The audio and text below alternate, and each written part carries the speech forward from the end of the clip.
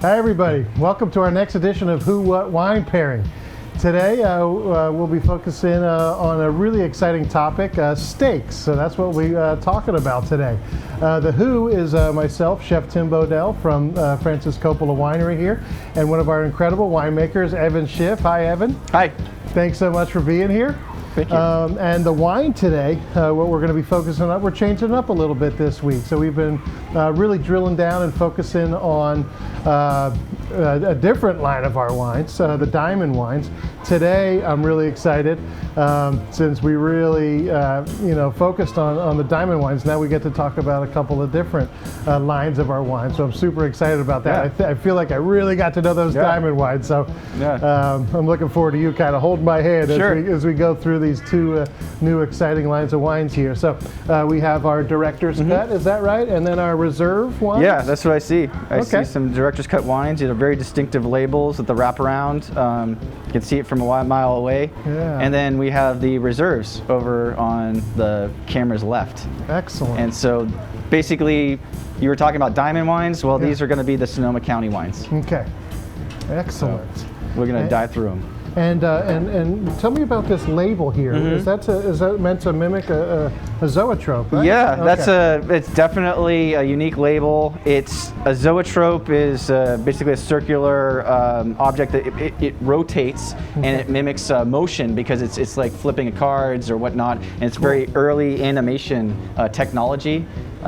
And so this label is homage to that. If you actually look at the label, you can see that there's figures that are unique to each wine. Oh, cool. And if you were to rotate them, they would look like they were jumping or holding a ball or bouncing a ball and all these things so cool. on each label. So it's definitely very unique. Wow, I love it. So cool. And the labels on the reserve, you said, I love the artwork here. Can you tell us about that? Yeah, the artwork basically is a partner with Francis, and he was a set designer, Tavalaris. Okay. And so he designed and painted all of the reserve line labels. Wow. And so we have a building named after the gentleman, and so he's basically very close with Francis. Excellent. And so these labels have so much personality and color. Yeah, definitely. There's so many people have asked us, like, where do they come from and whatnot. So basically, it's definitely a man who's got a lot of vision, who's worked with, I think, every motion picture with Francis. Don't quote me, but I think pretty much all of them. That's amazing. So very inspiring. Wow, another incredibly talented artist like our owner, huh? Definitely. Wow, that's so cool. Well, I can't wait to hear all about this. And I'm super excited because we have a couple of sweet wines in these portfolios, which I'm excited to hear about. We have this. What is this? This is our late harvest Syrah? Yeah, well, it's actually that one I think is a Petite Syrah, but it is a dark. We could call it dark and stormy varietal, right? Oh, so it's got a lot of color and concentration. And what we do is we actually ferment that as if you would ferment any wine. Okay. And then in the middle of the fermentation, we actually add brandy to it. Oh, no kidding. Yeah, so that is it's very much in the port style of wines where you fortify the wine. And this other one is what we call a late harvest, is essentially when you let the grapes sit in the vineyard for a longer period of time than they normally would, and they dehydrate and the water is evaporated, but the sugar stays, and so that sugar concentration goes really high. Interesting. Very, very raisinous, and it's almost like a syrup when we press it. Wow. And if you ferment that, there's still some sugar left over after fermentation. So that's the late harvest versus a fortified wine. Oh, cool. Wow, I didn't know that. That's very cool. Yeah. Thanks, Evan. Definitely. Well, I'm excited to do this episode with you because I know you're a meat lover like myself, and you also are quite talented working the barbecue. So I'm sure we'll have some good stories to swap.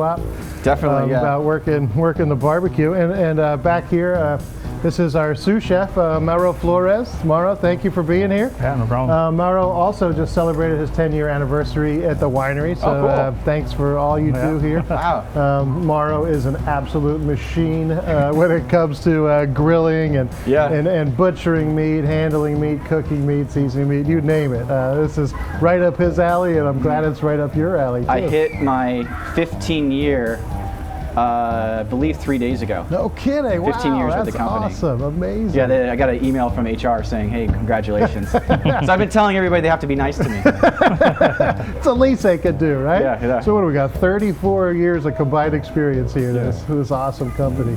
That's so cool.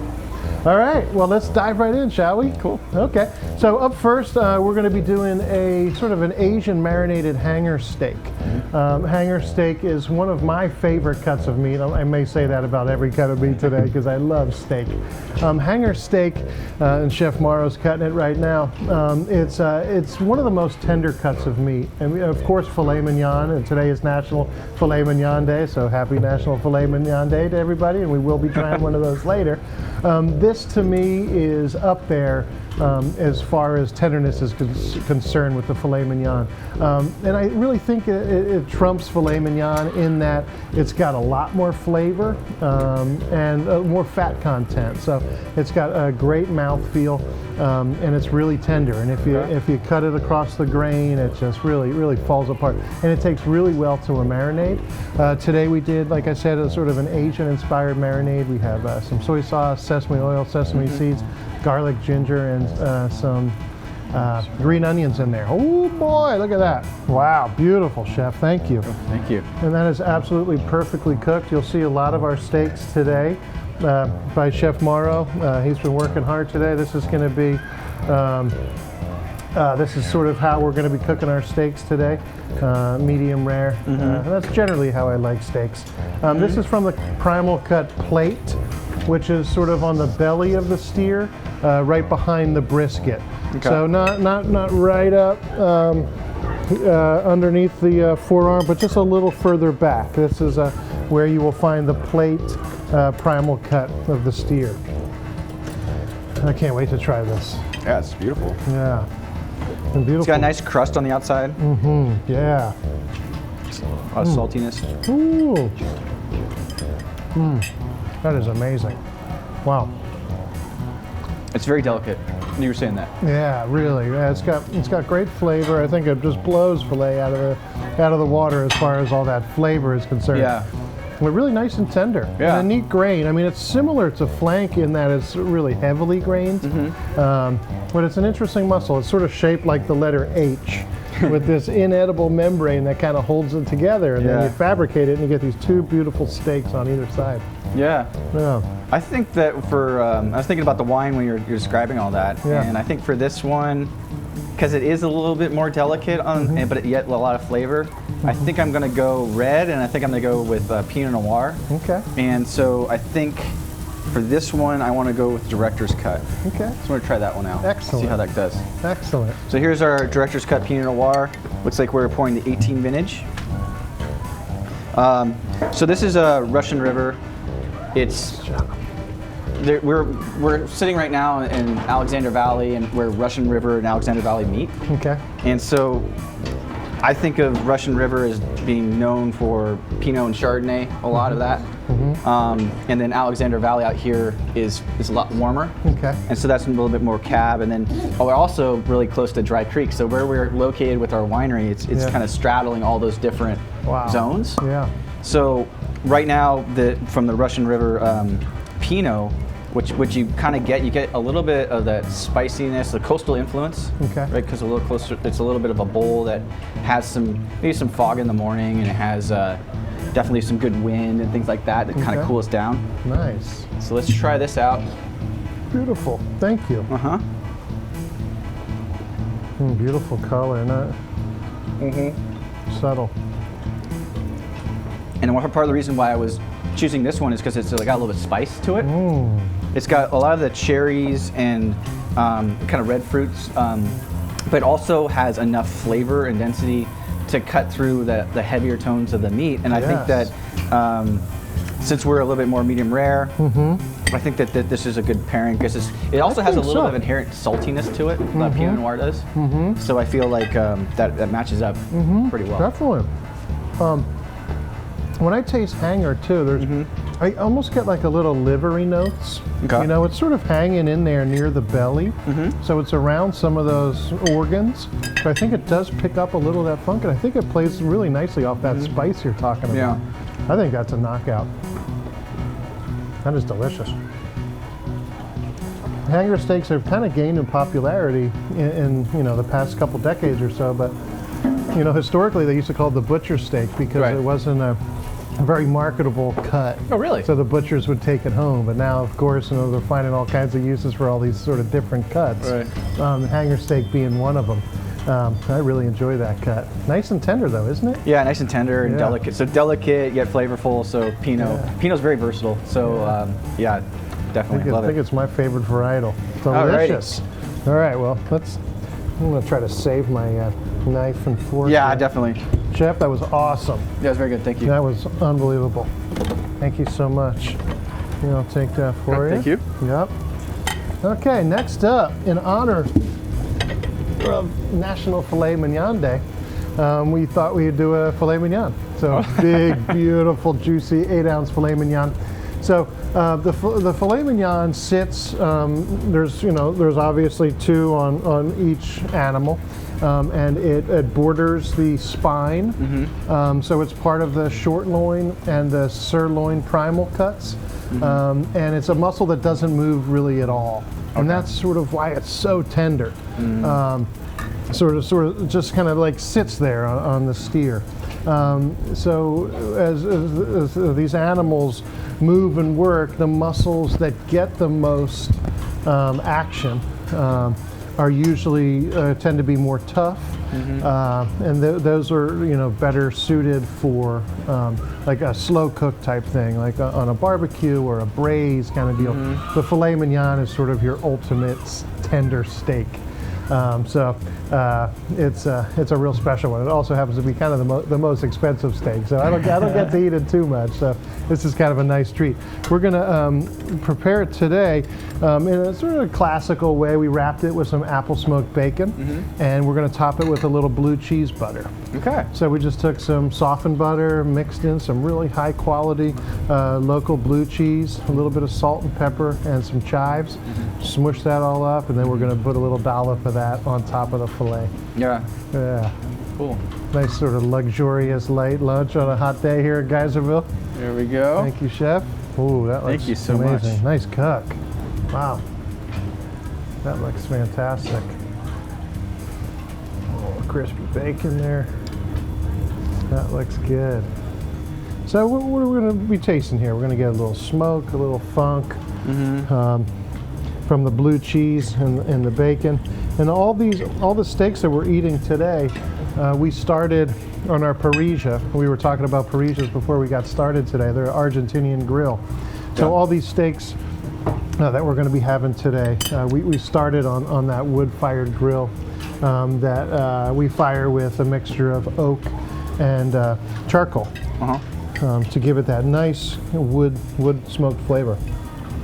It's so important in barbecue. The argument against, or for or against gas versus something like what's this, fire-based. That's definitely hotly debated. But I personally like the fired. Oh, me too. Yeah. Me too. And the argument's always, well, you can get those propane ones going so fast, but I mean, if you're good and you got your all organized and you plan for it, Right. You can get a charcoal or a wood or a charcoal barbecue going pretty quick. Definitely. Yeah. What do you think? You like it? I love it. Yeah, that's the tasty. blue cheese, it's like, and bacon is just like this overwhelming, intense flavor, and it got a great kind of lingers on the palate, right? Because it's kind of almost like a sharp bite you can get on cheese. Kind of complements the meat. The meat's extremely, like you're saying, extremely tender. But the flavors are really dense and powerful. So on the wine side, I'm debating, but I think that with something that's this flavorful and this hearty, and it's got a lot of basically the fats of the bacon and the cheese combo in addition to the meat. With that amount of fat, I would say probably something in the Petite Syrah is warranted in this one. call. And we actually make a reserve here. Excellent. And we just I'm trying to recognize it from the back here. There's a Pinot, we got our Cab, there's our Syrah, and there's our Petite Syrah right here. Excellent. Okay. Good call. Do you generally like Petite Syrah with blues? I think that the Petite can be Syrah has tricky, a little bit almost like a violet tone to it. Okay. It's definitely got a lot of the blue fruits, blueberries, blackberries, things like that. Okay. So I personally love Petite Syrah by itself. Just traditionally, it's a Bordeaux blender, so it goes into like darken up Okay. Wines, and we use that as well. Oh, cool. We put into a lot of Cabernet. Okay. But by itself, it kind of shines as being ultra inky, like just nice. very, very dark. Cool. You can see that it's, when I pour this for you, Oh, you see how dark it yeah. is, right? It's basically a bold wine for a bold person. So like I'm that. gonna pour this Yeah. because it is so. Thank you. Here you go. That looks awesome. It is so dense. I think that the flavor is gonna cut through the fat. Great idea. Great idea. We get like the violets and plums, a little bit of anise, like Very aromatic. a little bit of licorice. Yeah. Wow. That is a spectacular Yeah. wine. And our reserve wines, you can put them down for many years, and they hold up very well. And it's usually single, small selections Yeah. from like our inventory of Sonoma Okay. County. We hone in on the ones that are the shining stars, Oh, the ones really? that rise to the top, and Okay. or say like, yeah, I'm the reserve. So that's what we look for. And for this one, I think it really holds up to the density. Excellent. Yeah, Petit Syrah is probably one of my favorite varieties. Wow, cool. Yeah. I'm going to have to start drinking some more Petit Syrah. Now, how is harvest looking? I know we're really, I mean, I think the first grapes came in, didn't they? Yeah, just this week. Okay. Yeah, we had some Pinot Grigio come in, and it's looking great so far. Very early Cool. on, obviously. We're harvesting tomorrow, Wow. and next week, because of the heat that we're having right now, the heat usually moves the vineyard forward, and we're gonna bring in plenty of grapes. Wow. And it usually starts off with Sauvignon Blanc, Pinot Okay. Grigio, and then the first of the reds are usually Pinot Noir. Okay. And then after that, you get into the thinner skin varieties like Zinfandel, Merlot, and things like that. Wow. And then you finish off harvest with Cab. Wow. That's So right now cool. we're at that very beginning stages. Okay. But this Wow. heat is helping push things along pretty fast. Yeah, because it seems to me like it's been a pretty mild summer so far. So far, yeah. Yeah. We're definitely going to get a little spike up here. I think we're going to be triple digits this weekend. Oh boy. Yeah. Good time to be sitting poolside, isn't it? Yes, Yeah, definitely. drink a little Speaking wine, of. eating some steaks. Excellent pairing. Yeah. Boy, I love that. There's a lot of chocolate in there too, like that. Definitely. Boy, that is spectacular. And just a great steak too. Thanks, Chef. That's awesome. So that was a reserve Petit Syrah. Cool. Thank you. Okay, next up, we're gonna be talking about a real classic rustic dish today, which I'm very excited about. It's a Tira Asado with chimichurri. Tira Asado, it's a short rib cut of meat. You know, early in my chef career, I was always thinking braised short ribs. That's sort of, you know, sort of a tough meat, something you want to cook low and slow on your smoker, or braise it. But I've really, you know, since coming on board here at the winery, I've really learned to love and respect the asado, the Tira Asado. So we take a short rib and we grill it on the bone simply with salt and pepper. We take it about medium rare, so it's not. We treat it like a steak and not so much like a braised item. And then we garnish it with some chimichurri, which is basically an herb oil sauce. Yeah. So it's got fresh herbs from our culinary garden: parsley, oregano, some shallots, and some extra virgin olive oil. And then we drizzle that onto the steak. So you get fresh herbs. Oh yes. Wow. Yeah, That's like yeah. you're spoiling everybody. Yeah, definitely. Boy, that is beautiful here, Chef. Wow, that is gorgeous. Yeah. I love the presentation too. Definitely. Look at that. Yeah, that is great. So this is from the plate primals, just like the hanger steak. And this particular cut has the bones attached to it. You can see one of the bones here.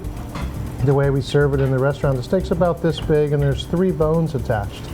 And this cut of meat is certainly popular in Korean cuisine. My wife's Korean, so we have bulgogi. It's that sort of Korean marinated short rib meat. It's also very popular in Mexican cuisine. You know, it sort of comes marinated, and those are sliced a little thinner. This is a big chunk of steak here. So it's, you know, it's a little tougher, certainly tougher than the first couple steaks we had, filet and hanger. But I think Mr. Coppola really likes that. He likes a piece of meat with some texture to it. Yeah. You know, and it's kind of satisfying to, you know, have a piece of meat with some texture and not like that sort of real soft filet mignon. Mm-hmm. Yeah.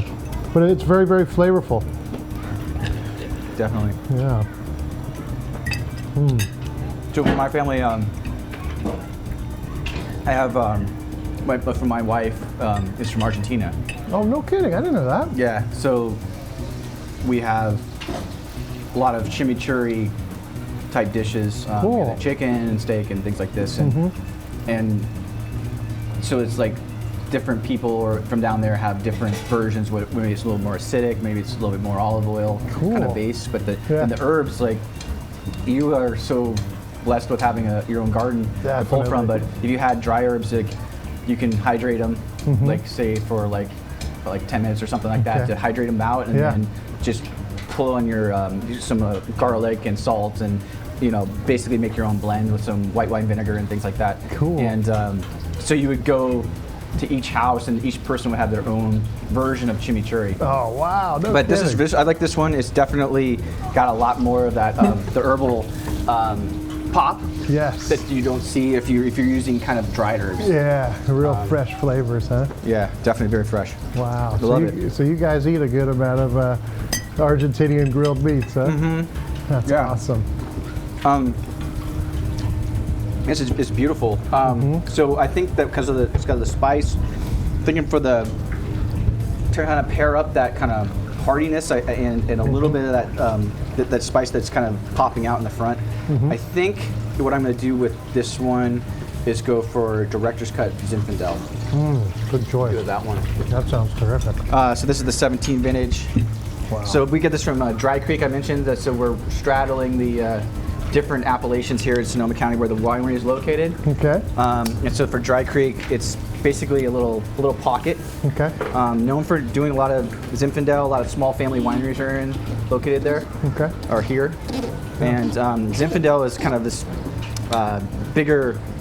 Overall, you look at the grape. It's a bigger grape physically. Okay. It's got big berries, big clusters, but in a thin skin, and it kind of ripens a little bit uneven. And it's definitely a challenging wine to make as a winemaker. Yeah, that's what I heard. So even on the same bunch of grapes, you could have grapes that aren't ripening at the same time. Just a little bit of unevenness there, which is kind of normal. But at the same time, what ends up happening is the sugar levels kind of move very rapidly, so you kind of have to pick it kind of that optimum, and it moves so rapidly you just have to know to get in there and get it fast. Usually comes in before the cab. Really? Wow. But then for this one, all the barrels, we have a kind of a mix of American oak and French oak. Okay. It's very dense. Zinfandel also tends to be a little bit higher on the alcohol spectrum just because of all those reasons of how it ripens. Okay. But this one, the spice kind of pairs up with this, I think. Okay. Let's try it out. Nice.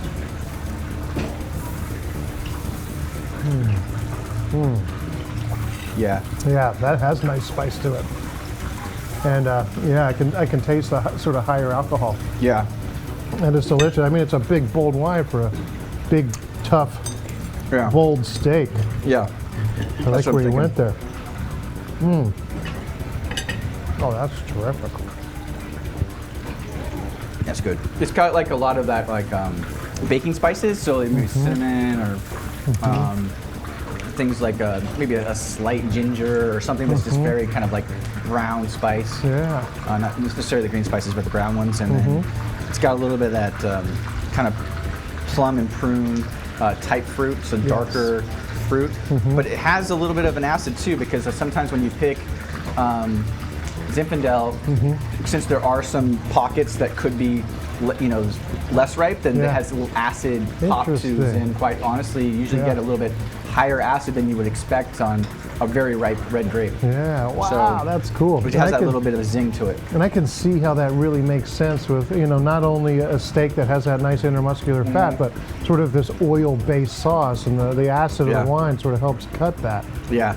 I'm kind of like terrific. I think I said this last time we were on. I'm trying to pair the wine intensity with the food intensity. Yeah. So you've got something that's a little bit softer and delicate. Maybe you're looking at the whites or you're looking at the pinots, and you've got something that's really kind of like high fat, high cheese, high smoke, spice, like really intense flavors. You want to kind of go up the spectrum all the way up to Petite Syrah and Zin and some dense cab or something like that. Such a cool way to look at it. Yeah. Wow, what a great tip for everybody at home. Yep. That's a great way to look at it. And Chef, you're just doing a good job back there, man. That is spectacular. Okay. All right, next up, we are going to take a look at a real California classic.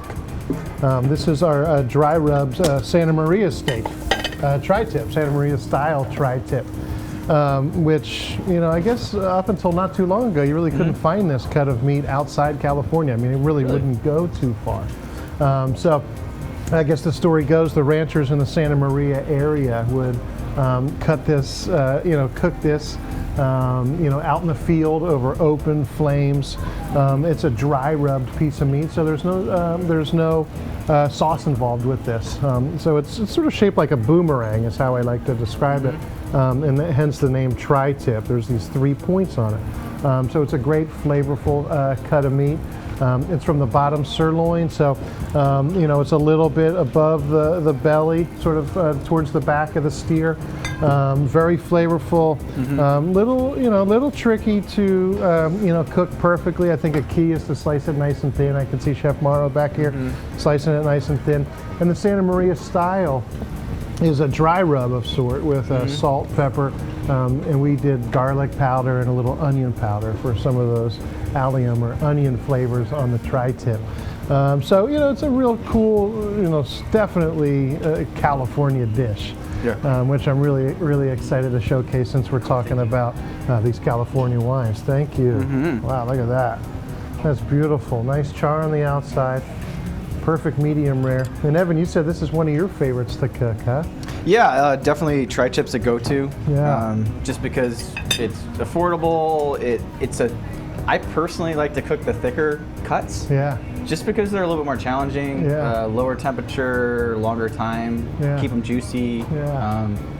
This is cooked excellent, like this, like right through, and that's kind of like this is my wheelhouse. Definitely. Oh, that's so cool. Yeah. Wow, what an awesome steak. And Chef, this is Chef Morrow is back there making it look very, very easy. And he is on a bit of a cleanse, so we're not offering any wine to Chef Morrow at this point. But yeah, this is amazing. Thank you.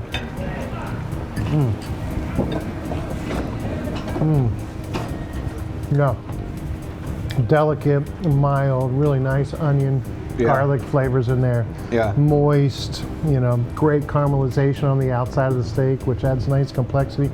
Good fat, a little bit of fat cap on there, adds some richness to the steak. Really nice. Definitely. Thinking because it's actually lighter. It has like the rub on the outside that has that nice kind of like spicy pop to it.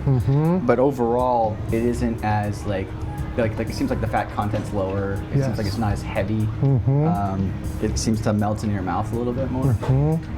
So for those reasons, I'm thinking about something kind of like in the mid range of wine intensity in terms of high flavors. So we actually make several of our we have red wine blends, and one of my favorite go-tos is one we make is Cinema, which is Cabernet and Zinfandel together. Excellent.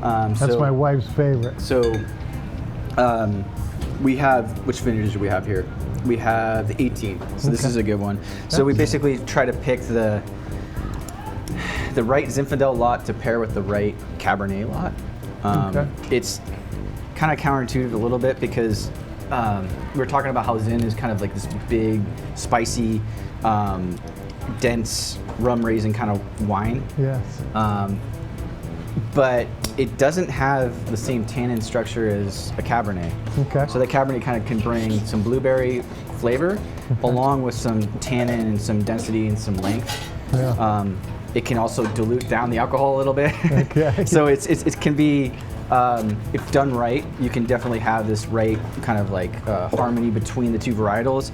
And we typically will make them roughly 50-50. They're not always that because you always have to taste the wine and kind of decide how much of each one to add. Yeah. So we'll go out and we'll search our inventory for what is the right lot of Cabernet to blend with Zinfandel and vice versa. And it's always kind of a puzzle, and it's a fun puzzle because you get to play with it. Red wine blends are winemakers, they get to be more expressive with them because they're not bound by a varietal. You can go a lot of different directions. Oh, that's so cool. For this one, we try to balance the oak and balance the overall flavor profile. Okay. So let's try this one. And to a novice, are you tasting those grapes in the field? Mm-hmm. And that's when you're really starting to begin that thought process of what lots would pair with. That's a great question. I think that you see in the vineyard, the field obviously will dictate. You're getting a good idea of what's going to come. Mm-hmm. But that being said, there's so many steps in the process. Okay.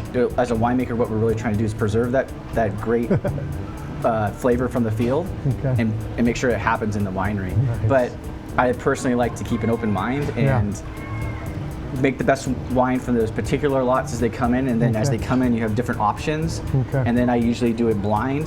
So you are just looking at who is the right one without any kind of bias, and then you're just saying, okay, well, this one definitely pairs with this, and most of the time it's not a surprise because we're looking at it in the field. But I'd say that like you kind of have to keep an open mind through the whole process, but you get it you kind of steer it in the right direction as you go along. Wow, that's cool.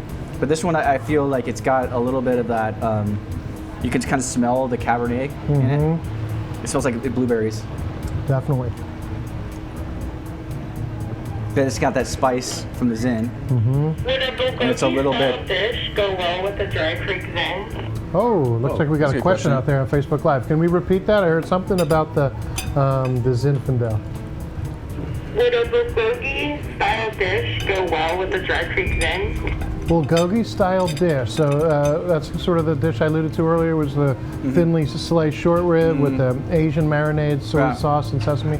How do you think that would pair up with the Zin? I think that the key of pairing anything is like not having the food overwhelm the wine or the wine overwhelm the food. Okay. So I think that if you find the right Zin, you can do that. Yeah. Okay. I think that just keep that in mind. Just keep whenever you're pairing anything, try to kind of keep the same theme. Yeah. So I think it could if you have the right one.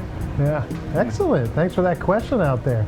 Appreciate all the viewers and your input. I hope everybody gets to enjoy some of these awesome wines and gets inspired for the weekend. Maybe be out back doing some grilling. Keep them cool. Yeah, definitely. That's excellent. Thank you. That's fantastic. Well done. Okay. Well done. That is good. All right. Okay, what are we doing next? Oh, next up, this is a real showstopper right here. Before Chef goes in there and starts carving it, look at this. Now that is a beautiful piece of meat there. And what do they call that? This is a tomahawk steak. So it's basically a ribeye, which usually the bone is a minimum of a 5-inch bone that comes off the ribeye. So this comes from the rib section. Obviously, this is a big rib here, and this is a long muscle that runs a good length of the steer there. And this has been simply grilled over the oak and charcoal and seasoned with salt and pepper, precisely. And what are we going to serve this with? We're going to do an au poivre sauce. So this is a really peppery sauce. And it has some cognac, a little bit of cream, and some stock. So there's going to be a little bit of sweetness involved. Certainly a nice punch of peppercorns. Sometimes when you're doing a steak au poivre, you would actually encrust the steak in very coarsely chopped peppercorns. We've decided to put those peppercorns inside the sauce. Ribeyes are really one of my all-time favorite steaks, especially on the bone. I think it's got great intramuscular fat. It's got the nice sort of the cap, which is the edge of the steak. You haven't done the sauce yet, sorry. Just a fantastic cut. And Chef Morrow back here just crushing it on the grill, making it look easy. And let us know if you have some more questions out there. This is definitely grilling season right now in the summer. Fun time to be out back. I know my wife loves it. She does most of the cooking at the house, but whenever it's time to grill, I'm out there. Excellent, thank you. Wow, beautiful. Oh my gosh, look at that. There you go. Gorgeous. Thank you so much. Thanks. Ooh, look at that. That is beautiful. You can see all the peppercorns in that sauce. Nice char, perfect medium rare. Kind of excited for this one. Definitely. Yeah. Yeah, this looks good. Let's give it a try, huh? Let's do it. I have a like a wood-fired barbecue in my backyard. So my images are like getting a nice fire going with either charcoal or oak. Some flip-flops, tank top, sunglasses, hours, maybe a glass of wine for sure. That is one of my all-time favorite summer activities. That is so great. So you have a couple grills at the house. You said you have, you have a sort of an authentic parrilla, huh? With the V groove grates and. Yeah, I got a wood-fired barbecue that you can raise and lower the grill. That's V-cut so that the juice comes off the side so it doesn't flare up. Yeah, that's and cool. then you rake the coals over. It's very common in South America. Okay. And they take barbecue a little seriously. That's true. It's an understatement. Yeah. So I learned from my father-in-law the different techniques. Wow. And that we've done all kinds of things down there, and it's been a lot of fun. But yeah, the chimichurri and all these cuts, they kind of like it's very enjoyable just for a group activity. Definitely. To get together and down there they'd spend hours and hours and hours together as a family, and it's not like we go out, we grill it, and done. It's like, no, we're gonna linger for a long, long time. So yeah, it's a whole experience. Cool. What a great tradition. Yeah. Well, I love that sauce. Nice and peppery, rich, little sweetness from that cognac. Real proper consistency. It kind of coats that steak really nicely. Boy, I wish everybody out there could try this. This is amazing.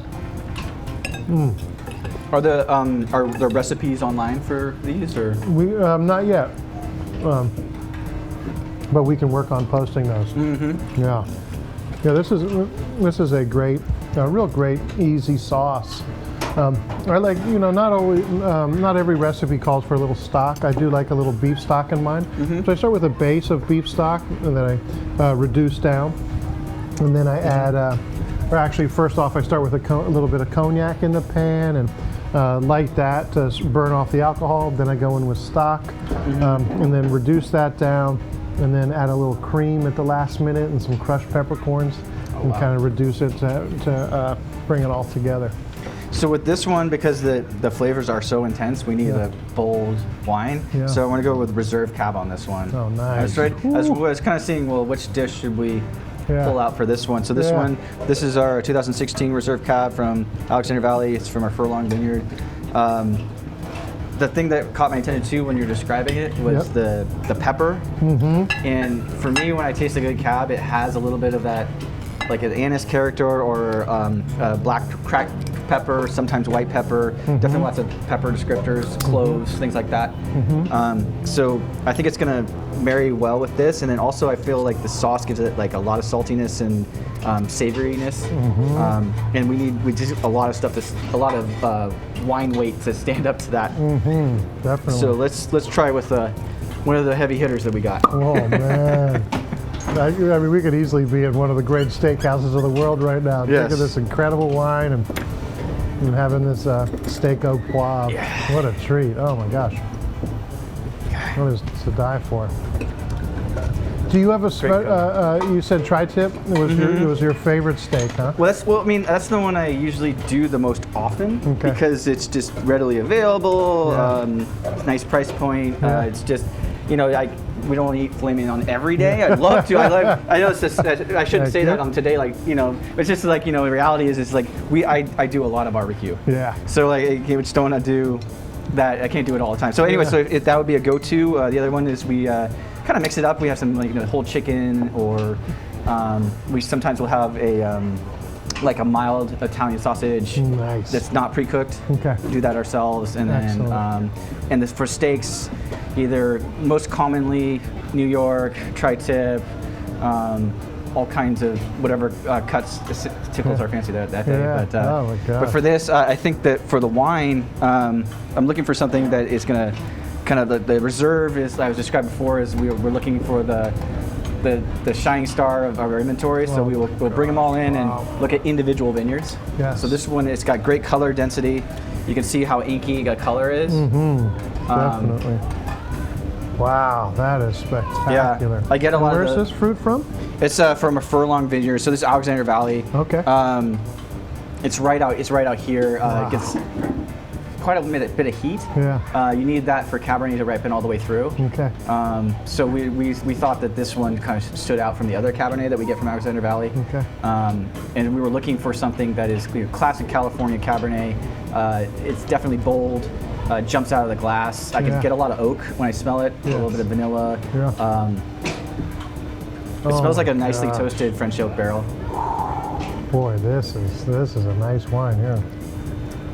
For a cab drinker, I think that's kind of what you're looking for. You're looking for something that's dense and has that kind of weight on the mid palate without being overly dry or bitter on the finish. So we're looking for something that's kind of smooth all the way through the entry to the finish. Whew, what a wine. Jeez. Great wine. That is amazing. Boy, I love that. Good dish. Thank you. Yeah. I have a question. Yeah, please, go ahead. What kind of charcoal are you using to grill the steaks? Oh, that's good. Great question. Yeah, it is good. I tried all kinds. Yeah. Is this a question for me, or would you like? No, please go ahead. Okay, so I've tried all kinds, and you can get the mesquite ones. Mesquite charcoal. Yeah, mesquite charcoal, and you can get all kinds. I don't know what that was, but, but you can definitely get any kind for me. And I use white oak wood. I don't even know who that is talking. Yeah, I don't know. But anyway, so yeah, I think that the best thing to do is just play with it for your own preference. Yeah. I don't know what did you get the ones that are like the logs, like the Yes. like rather than the briquettes. Yeah, like the big ones, sort of what big they call chunk those, lump, like lump charcoal. Yeah, those exactly. ones work fine too. But Yeah. they're kind of like hard. But if you do like the charcoal starter, Yeah. they can come in small chunks and they fall through the little grate. Then you got a huge log Yeah. in So there, like, yeah. if you get, sometimes I put like the briquettes at the bottom to like make a filter, and then pour those ones on top because they're loose, and then That's a like good start call. it up and then pour Oh it out. man, that's a good call. Yeah. And Chef Morrow, what do we use in the restaurant? We use local oak and mesquite, right? Almond wood too. Yeah, and some almond too, Yeah. which gives it some good intense that's a heat. good call. Yeah, so we like to mix in a little bit of almonds for some pretty good intense heat, some local oak and mesquite. That's what we like to use. Yeah. Well, there's nothing wrong with those bags at Kingsford either, No, whatever. yeah. It's the whatever. most common one for me. I definitely do a lot of grilling, so I do that. But then I also do oak logs, and I nice. split them myself, and cool. then put them on there. And determining like how big of a split you get is like how it burns and everything. So it's basically an art, and you do it a lot, and you get a nice oak toast to the meat. Yeah. It's nothing like it. Man, I'm loving talking about steaks. Talking steaks, drinking wine. Beautiful August day in Geyserville. That is awesome. Great work, Chef. All right, next up, we're going to do a diner classic. Okay. This is a chicken fried steak with a white gravy. This is probably the most beautiful this cut has ever been presented over here by Chef Morrow. Wow, look at that. Chicken fried steaks are usually use a cubed steak, right? So you can, thank you. You can cube any steak. The process of cubing a steak is to send it through a machine that tenderizes it, right? So this is actually the eye of the round, which is from the round primal, which is really the absolute back of the steer. So this is a fairly lean cut, very flavorful, relatively tender, sort of the same shape, if you will, of a fillet. And then we breaded it, flour, eggs from our chickens, and some breadcrumbs. And we made a real simple white gravy with a roux, which is flour and butter, and then a little milk added to it, and a little salt and pepper. And that's it. You said your chickens. Yes. Do you have like a pet chicken back there? Well, we have a few pet chickens. Yeah, we have a hidden chicken coop in the culinary garden behind the winery. You got to go looking for it next time you're here at the winery. You got to poke around the garden and see if you can find Rosie and her 2 gals. Yeah, that's my next question. What are their names? Yeah, we have a lot of fun with them. They eat a lot of our vegetable trim and miscellaneous things that come from the garden, and they're great. And they give us eggs, and we can make great things with it. So we have a lot of fun with those chickens. It's with the sauce, that white sauce is just fantastic with the egg and everything, and it has like almost like a little bit of a butteriness to it, and so I'm thinking that that's definitely good for Chardonnay because Chardonnay is known for having like a little bit more overt oak, a little more vanilla, some almonds, a little bit of that kind of like savory element, but yet still has like a melon tone because I love guava sometimes, and it's definitely a very pretty grape, very popular. It's like Chardonnay's. I gotta tell you, it's probably one of the most popular grapes out there. Chardonnay and Cabernet, right? That's what people know. And so we make this as a director's cut, Chardonnay. This is Russian River. This is 2018 that we got in my hand. Excellent. And so we do barrel ferment on these. We do a lot of French oak. We try to increase the body of it by going through malolactic fermentation, which is basically, just think of it as kind of giving it more of a popcorn ring to it. It has a lot of crispness to it. Evan. You're welcome. Oh man. I'm glad we're trying a white wine too. Yeah, try a white wine because I think that I was waiting. I'm looking at the lineup. Or thinking about the lineup, and I'm thinking, we definitely got to give this Chardonnay a chance to shine. So let's just try this out. Boy, that is cool. I think this is going to work. Yeah. And it's fun to think about that, depending on the way things are prepared or what they're sauced with, can really determine the direction of the wine that you would pair with it, huh? That works. Oh, wow. Yeah, so this is the Chardonnay you said. Yeah, the Chardonnay, it's definitely got, just like almonds, melon, honeysuckle, anything that you can think of that's kind of like rich in that camp because of the oak and the body and the fleshiness of the fruit. Yeah. But then also having that kind of bright acid that you can get in white wine. Yeah, I do love that. It's a little bit, white wines are more transparent, meaning that you can see more things in them. They don't overwhelm you as much as some other wines do. So I think with this for me, it's actually the meat's pretty delicate. Yeah, definitely. In terms of not being like, it's not like super smoky or super over the top in any way. So it's kind of more mellow. So I think maybe Chardonnay would be like that. Oh yeah. Oh, I love that. Yeah, it's rich in fat, and I love how that Chardonnay plays off. It's got like a butteriness, Boy, that is spectacular. Oh wow. Yeah, that's a good one. That may be the fanciest chicken fried steak of all time. With that incredible Chardonnay, and that beautiful presentation and cook back here. Nice job. Yeah, thank you. Boy, that is good. What a treat. Alrighty. Oh my gosh. Keep this going. This is amazing. 10 more courses. And then a few dessert courses. So like when you're barbecuing,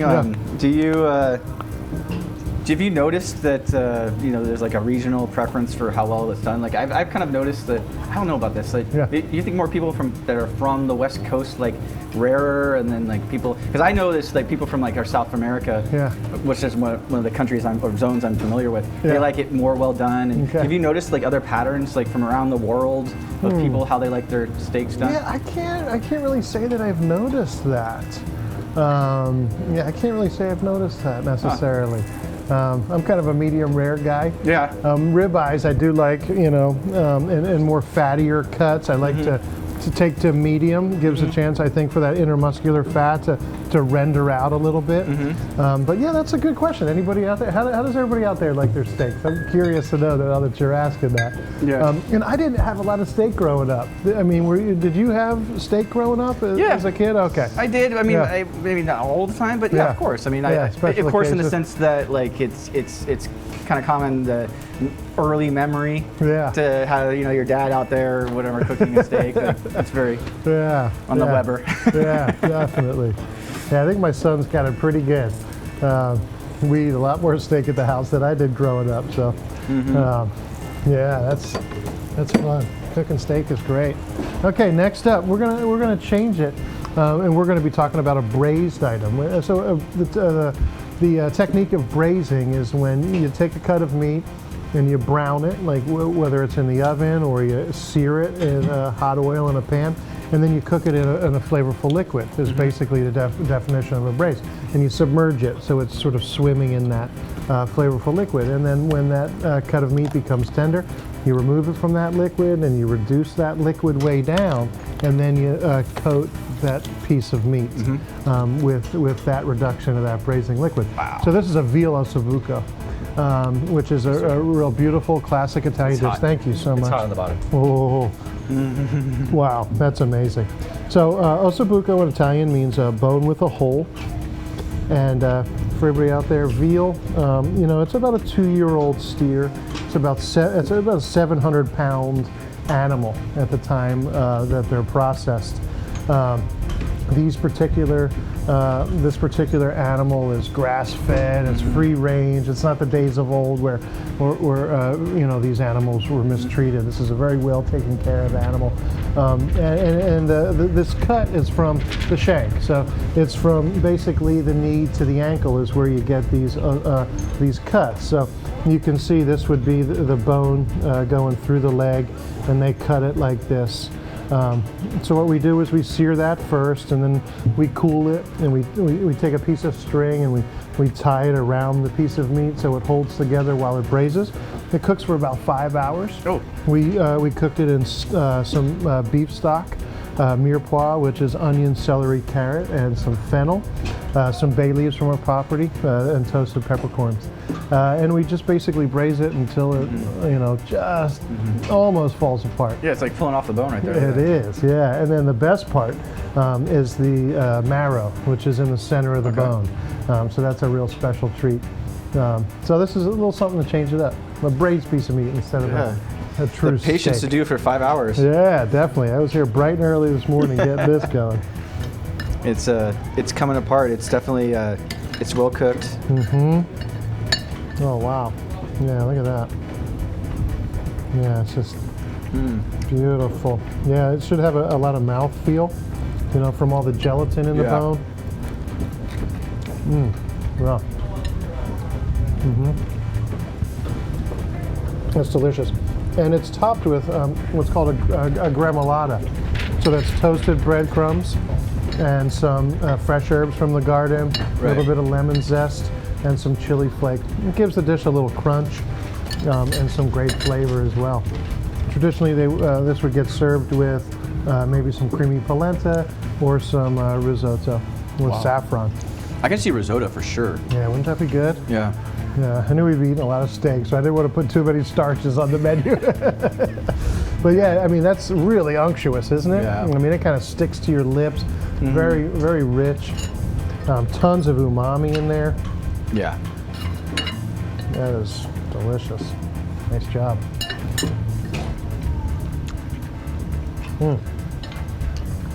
So thinking that the intensity is super, super high on this in terms of just the flavors kind of jumping out at you.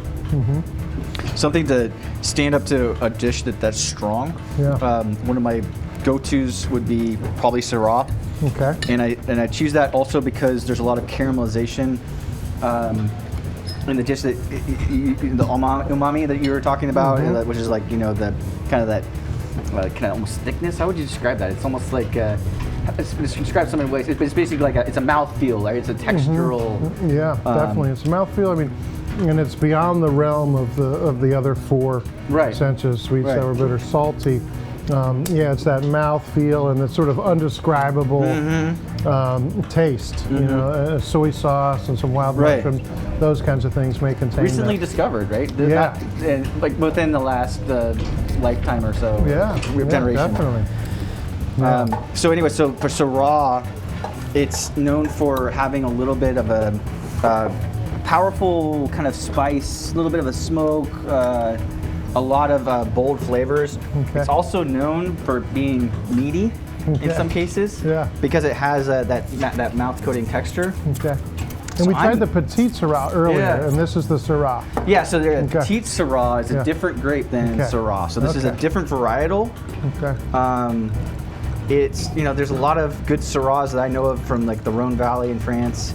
So it's a French varietal, but that it's definitely it's a cooler grape, a cooler weather grape. It grows in places like little kind of nooks and crannies of maybe less hot than you would do for Cabernet or Zinfandel. Oh, I didn't know that. Would this be found in the Russian River too? Yeah, you can find this. It could in the backside of a hill that doesn't get as much exposure. For example, you can go. It's versatile, but it's also kind of like a Pinot Noir for kind of adapting to whatever environment it's in, and you can make these Syrahs that are super inky and dark and blueberry driven, and then you can also make a Syrah that's kind of like almost meaty and red, and it has a little bit more of a kind of a cherry and a pop to it. Oh, so wow. for this Syrah that we have here, this is a reserve, and I believe which ridges do we have here? 17. So this is from our Dry Creek appellation. Wow. Oh, yeah, boy. you can smell it. It almost has that like a spice to it. A little bit of like the kind of same kind of things with the cloves and cinnamon. Definitely. Wow. That is a delicious But it's very, wine. very bold and very mouth coating. I don't think it's not as dark as a Petite Syrah. It isn't as violet as a Petite Syrah. Definitely. But it's definitely it kind of reminds me of the dish a little bit in the sense of this kind of the savoriness aspect. That's all. Yeah. Tastes very polished, well balanced, and bold. Wow. That is spectacular. Yeah. Good, nice work. Yeah. They're kind of in that same zone. They kind of have that lingering mouth. Yeah. Yeah. I love that. Good. Excellent. Boy, that's a delicious pairing. Oh my gosh, is that good? That is so good. I'm gonna have to save that one for later. That looks good. Don't pair that one yet. I neglected to mention we have a really special offer today. If we go to the Family Coppola website to our store there, if you use the code STEAK, S-T-E-A-K, all capital letters, if you buy 6 bottles, you get 10% off your order. If you buy 12 bottles, you're going to get 20% off your order. And if you buy $75 or more, $5 shipping. So awesome deal out there. I'm sorry, I forgot to mention that earlier. But check out thefamilycoppola.com, the store. Enter the code STEAK, S-T-E-A-K, all capital letters, for some really cool deals on that.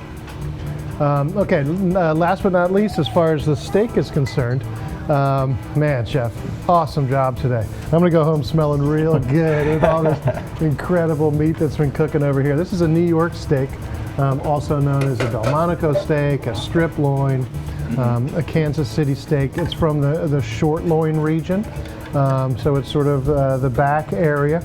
And we're gonna be serving it with a Wild Mushroom Demi-Glace. So Demi-Glace is basically a heavily reduced veal stock. We weren't able to find wild mushrooms, but we got basically the closest domesticated mushroom to a wild mushroom that I think, and this is the hen of the wood mushrooms, and it has a great texture, and I think it just has such an intense mushroom flavor. It's one of my favorite domesticated mushrooms, the hen of the wood mushroom. Beautiful. Oh yeah. There you are. Thank you.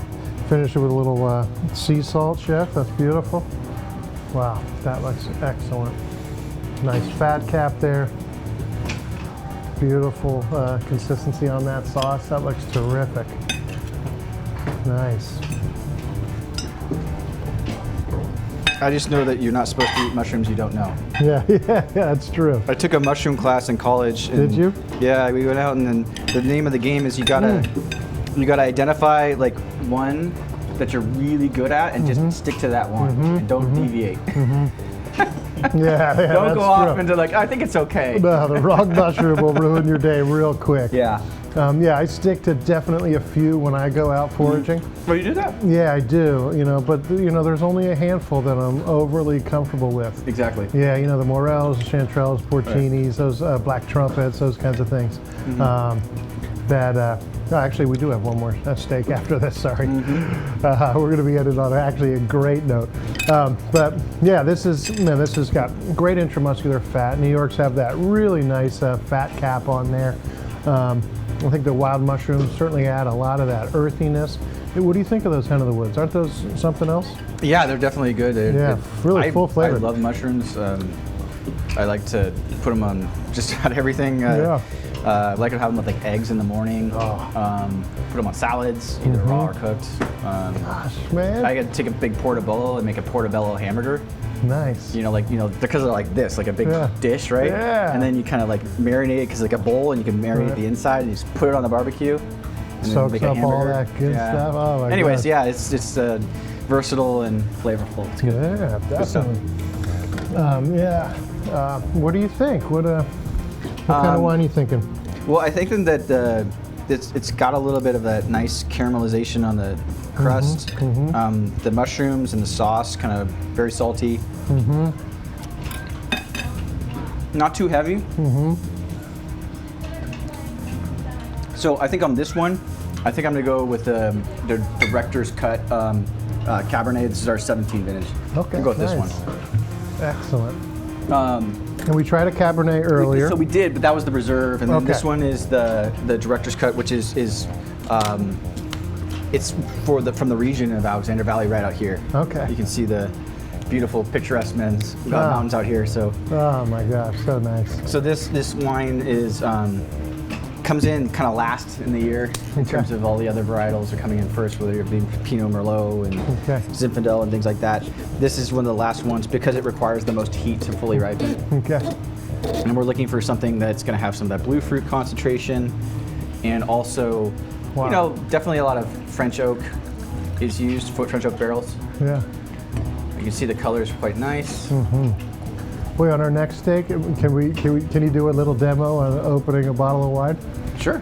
You're just so good at it. I mean, it's effortless. I've I've done it a few times. Everybody out there, that may be a nice thing for you to see. You could probably do it with your eyes closed and arm tied behind your back. Wow. But it's very chocolatey. Yes.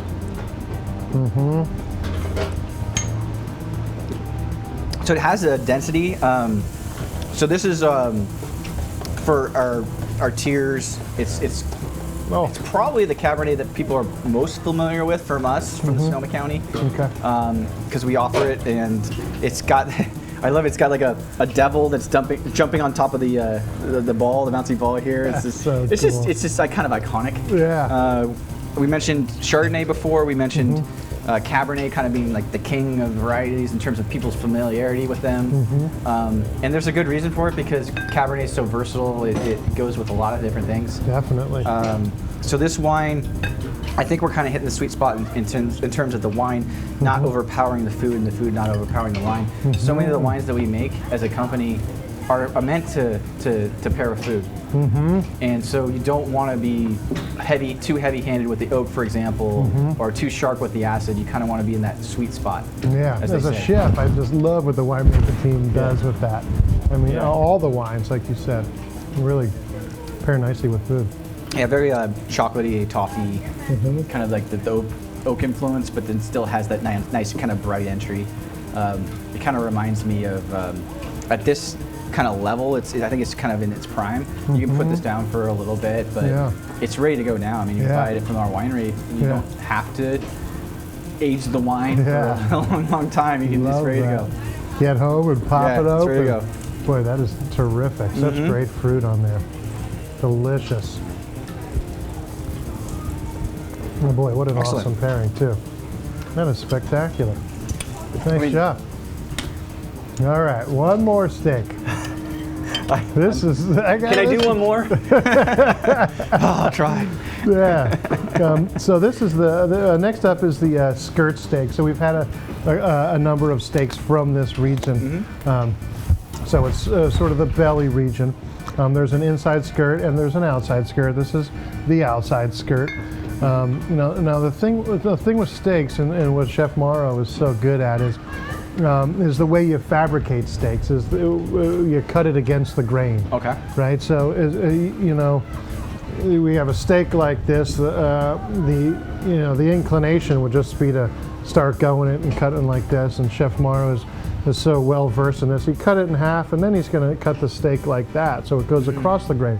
So that means when you bite into it, you don't have these long strands. You have these short strands of. It kind of like disintegrates in your mouth for you. Exactly. Yeah. So it's really pleasing and really easy to eat. This is such a fantastic cut of meat, heavy grained, very flavorful. It's kind of thin. It's sort of like about this long and half of an inch thick. But it takes really, really well to marinating. And I figured we'd finish off with something nice and light here. This is a sauce béarnaise, which is, for me, like the absolute best steak sauce of all time. It's a derivative of what we call a mother sauce, which is hollandaise. Oh my gosh, wow, that's amazing. That is just absolutely beautiful. That's a sauce béarnaise. That for me, like I said, is just the ultimate steak sauce. It's basically, it's an emulsion of egg yolks and clarified butter, right? So basically what we do is over a double boiler, so you have a pot of water and a bowl on top of it. We put our egg yolks in there, our eggs from our chickens, and we slowly cook that with a whisk over the simmering water. And you're basically pasteurizing that egg yolk. Once those egg yolks reach the proper temperature, they're nice and warm, then we're going to slowly and very carefully drizzle in this drawn butter. And what makes a sauce béarnaise is we're going to add a little bit of shallot, black pepper, red wine vinegar, and tarragon, which is one of my all-time favorite herbs. It has that sort of licorice flavor to it. We have it in the garden, picked it right before we went on air today, and then folded it into the sauce. So my favorite steak sauce. Oh, wow. So good, really rich. Note to self. Yeah, really rich. A little tricky to make. I'll show you how to make it if you want to demo in the kitchen someday. It sounds intimidating. Yeah, it's a little rich. But skirt steak is sort of the classic steak to be served with a steak frite dish, which is the steak and French fries. So this is sort of our play off that. It's a French sauce. Wow, that's good. I love that tarragon. Wow. What do you think? I'm thinking it's just so like just much intensity. Wow. I love eggs Benedict. Yeah, this is a derivative of that hollandaise sauce, definitely. It's a joke in our family. Go out to like a breakfast place. Yeah. Let's get eggs Benedict. Just kidding. You know what you're gonna get. Just get that. Definitely. It reminds me of that. It's just a very kind of like that the yolk and whatnot. It's got a intense feel. So I think I'm conflicted here. It's a tough one. It's our last one. It's a tough one. It's our last one. You're saving your best for last. And it's got so much like just kind of butteriness to it.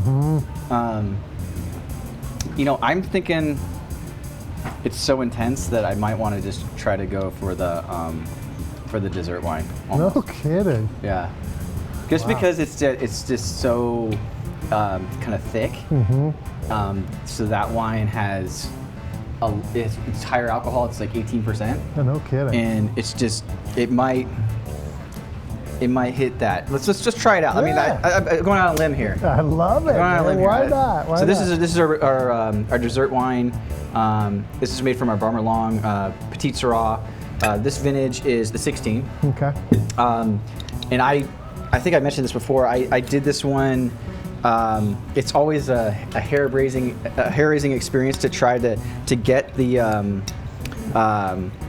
the Petite Sirah just at the right fermentation level. Okay. Because it's all about timing. Because if you want to get a certain amount of alcohol and a certain amount of sugar, which is because most ports they're usually about 18 to 19% alcohol, and they're usually about 7 to 9% sugar. Okay. So to get that right, you have to basically time it perfectly, is what I'm trying to say. So that's why it's hair raising, is because you're just kind of trying to get in there and Looking at the fermentation pattern. Wow. But I'm going out on a limb here because I haven't tried this before, to be honest. But I was just thinking, like, that's one of the most intense, flavorful dishes I've tasted. Certainly to today, and I'm thinking about, like, you know, in my young life. Yeah. So I'm gonna try this. So cool. I can't wait to try this. I love this wine. Yeah. I absolutely love it. I never really liked sweet wines until I tried this. But the thing and about I love it, especially like around the holidays. Yeah. You know, having a little sweet wine after dinner. Or, but the thing about it is that yes, it is sweet, but it has the alcohol to kind of like dumb it down a little bit. And I was thinking with the sweetness with this dish, because it is so buttery and kind of like milky and like hollandaise sauce or eggs benedict kind of like flavor, right? So I'm thinking that maybe this will stand up to that intensity. I think you're onto something. It's got a little bit of that like bruised raisin, bruised plum smell. Boy, that's a cool description. I can see that. And it does have sweetness? Yeah, so you said 18 to 19% in there, huh? Yeah. Wow. Oh boy, I love that wine. What do you think? We onto something? Yeah. You know, personally, I don't think I'm wrong. I don't think I'm wrong. What do you think? Cheers to that. You tell me. Let me say. Looking good so far. I mean, that's this as far as any of the dishes we had today. Wow. This is probably the most intense. So I was. Oh, hey, I like it. Yeah. I think that's good. You know, yeah. I mean, the sweetness I think plays off that egginess of the sauce. I think that's like a real interesting component going on there. Yeah, boy, I think that's good. The only other thing I could think that would stand up to like the intensity of that dish would be maybe a Petite Sirah. Definitely something the higher spectrum, right? So. But I do like that the egginess and the fat kind of paired up with the sweetness. So it's good. Nice. Cool. I love that. Can you do a quick demo on opening up a bottle before we slide into our dessert course? Absolutely. So are there two schools of thought as far as a top lipper or a bottom lipper, isn't there? Well, like taking off the foil up here as opposed to right under the lip? Yeah, I mean, for me, I think that the easiest thing to do is just go around the very top. Okay. There's a lot of different ways. You could just cut the whole foil off, but then that wouldn't be very pretty, would it? So what I do, let's do this one. Okay, here's our Chardonnay. So basically on the top lip, I kind of take my knife and I just go around the very, very top edge. Careful not to be very, very controlled. Just crack it open. Okay. Dispose of the cork, and then we just go down through it. And I love that the bottle doesn't actually move. You know, all the action is on your hand and the corkscrew. Hand is much easier. And note to self: best learning lesson in all things. Some people are up here. Yeah. So what happens when you do this? It goes, ooh, and then you spray wine everywhere. So the best way to do any kind of wine opening is the bottom on the table. Okay. Just keep the bottle grounded. Okay. So when you do that, right? Because if I'm doing this like this, is all of a sudden you're having a celebration. So like keep it on the table and do all the pulling there. Nice. Good deal. Beautiful. Oh my gosh. Well, that is spectacular. Nice job. Thank you. That was a lot of fun. Love steaks. That was just so much fun and neat to see it paired with just such a wide variety of amazing big wines spectrum, here. right? Definitely variety. Definitely. So we have a little sliver of a classic cheesecake.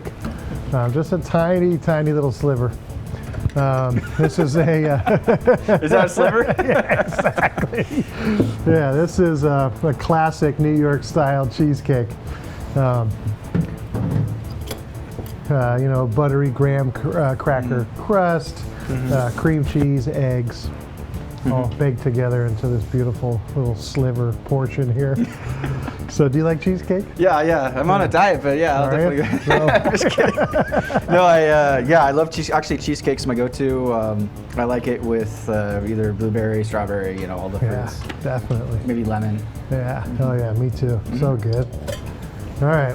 I'm gonna get a new fork. Now the for only this thing is you got to promise to eat the whole thing. That's the only deal. one. Is that all? Yeah. Oh man, this is good. I love cheesecakes too.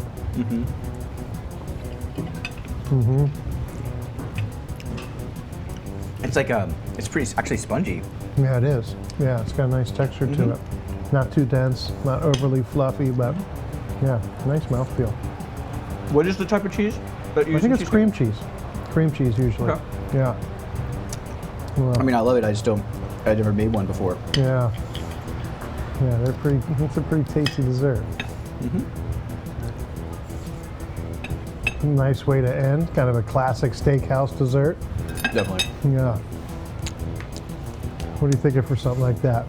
Oh, well, I mean, there's only one on the table that's appropriate. So we make this dessert wine. Okay.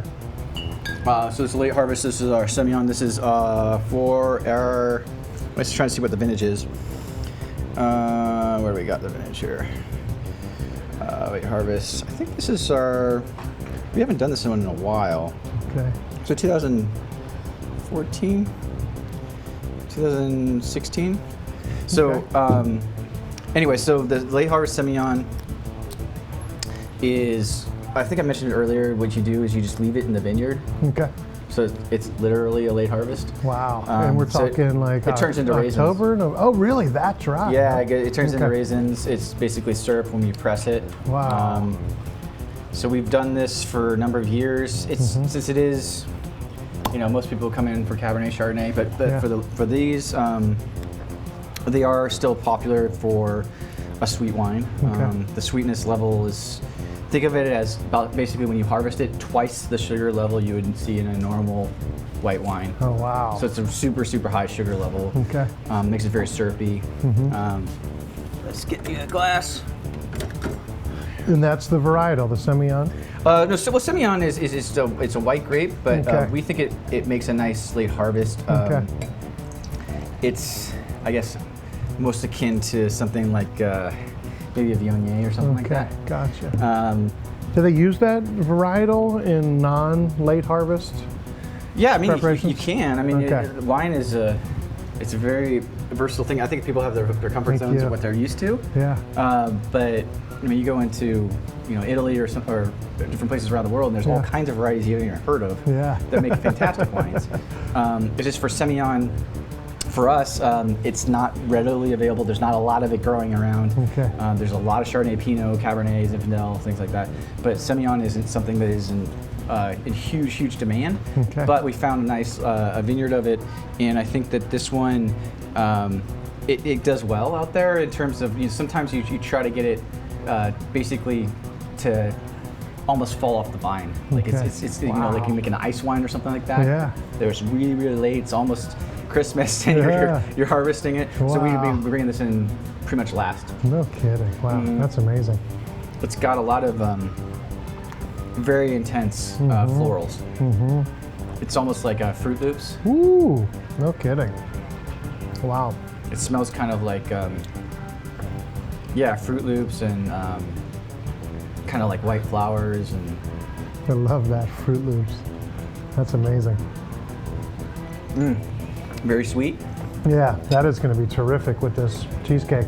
When cheesecake's not overly sweet, which I think it'll be a nice complement to that. Yeah. And it's really rich and buttery. And it still has some acid in it, doesn't it? Oh, it does. Yeah. Yeah, definitely.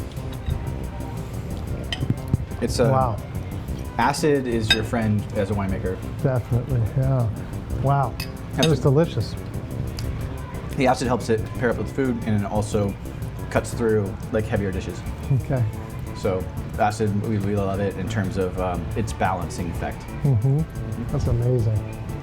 Love that. Wow, what a great Cheers. who, what, wine pair. Nice job, Evan. Thank you so much. Yeah. Chef Mauro, thank you so Thank you much. so much. Great job making it look easy back there. Yeah, and thanks to everybody out there watching. This was a lot of fun. Who, what, wine pairing steaks. Don't forget to check out our website, thefamilycoppola.com, right? Our store. You buy 6 bottles of wine, you get 10% off. 12 bottles of wine, 20% off. And if you have an order of $75 or more, $5 shipping. Thanks everybody for watching. Hope you enjoyed it, and we'll see you next time. Cheers. Cheers.